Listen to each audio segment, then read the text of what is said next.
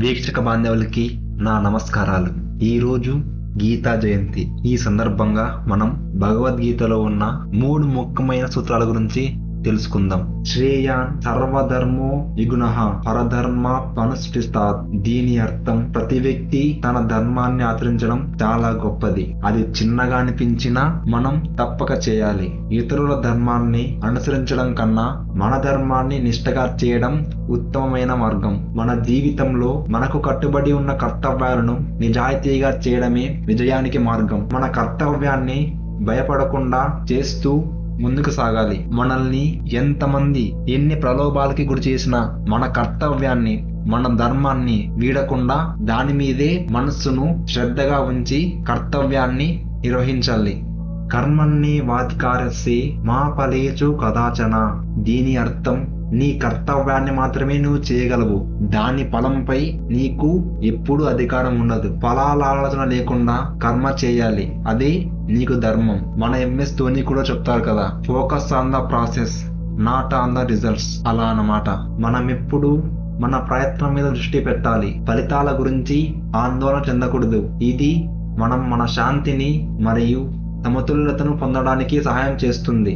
జీవితంలో శాంతి అనేది చాలా ముఖ్యం. అది కోల్పోతే మీ దగ్గర ఎంత ఉన్నా ఏమి ఉన్నా మీ జీవితంలా ఉండదు. ఎప్పుడైతే మనం శాంతిగా పని చేస్తామో దాని ఫలితం ఎప్పుడూ మనకు అనుకూలంగానే వస్తుంది. ఇది సత్యం, నన్ను నమ్మండి. ఇవి చెప్పడానికి చాలా ఈజీ అని అనుకోవచ్చు. అవును, నిజమే. కానీ అయినంత వరకు మనం దీన్ని పాటిస్తూ ఉండాలి. సమత్వం యోగా ఉచ్యతే. దీని అర్థం సమానత్వం లేదా సముచితం. అన్నిటినీ సమానంగా చూసే వ్యక్తిని ఒక యోగిగా పరిగణించబడతారు. విజయాన్ని, పరాజయాన్ని, సుఖాన్ని, దుఃఖాన్ని అన్ని సందర్భాలలోనూ సమతుల్యంగా చూడటమే యోగం.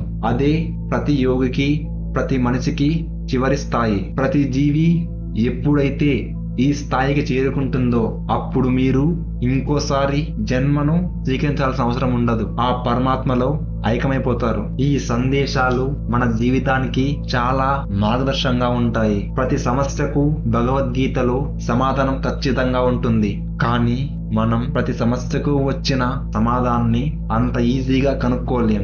దానికి ఎంతో సాధన కావాలి. ఎంతో సూక్ష్మ ధర్మాన్ని అర్థం చేసుకునే యోగ్యత కలిగి ఉండాలి. భగవద్గీతలో ఉన్న మహత్తర సందేశాలను మనం హృదయంతో, మనస్సుతో లోతుగా అర్థం చేసుకుంటే, దాన్ని ఆచరణలోకి తీసువస్తే మన జీవితం విజయవంతంగా మారుతుంది.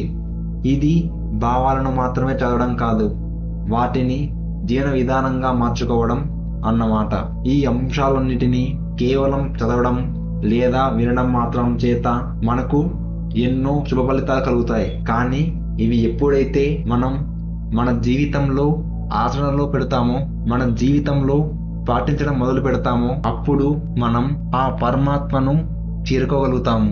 ఇది కేవలం పాఠ జ్ఞానం కాదు, మన ప్రవర్తనలో ప్రతిబింబించాల్సిన ఆచరణాత్మక జ్ఞానం. ఎప్పుడైతే వీటిని పాటిస్తామో దాన్నే స్పిరిచువాలిటీ అంటారు, దాన్నే ఆధ్యాత్మికత అంటారు.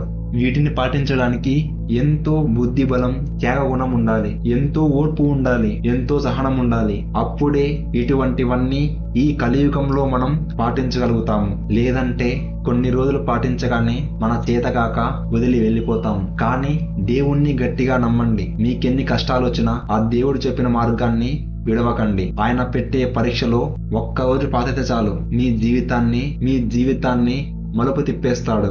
ఇటువంటి విషయాలు తెలుసుకున్నందుకు, మీరు చెప్పినందుకు నేను ఎంతో పుణ్యం చేసుకున్నాము. ధన్యవాదాలు.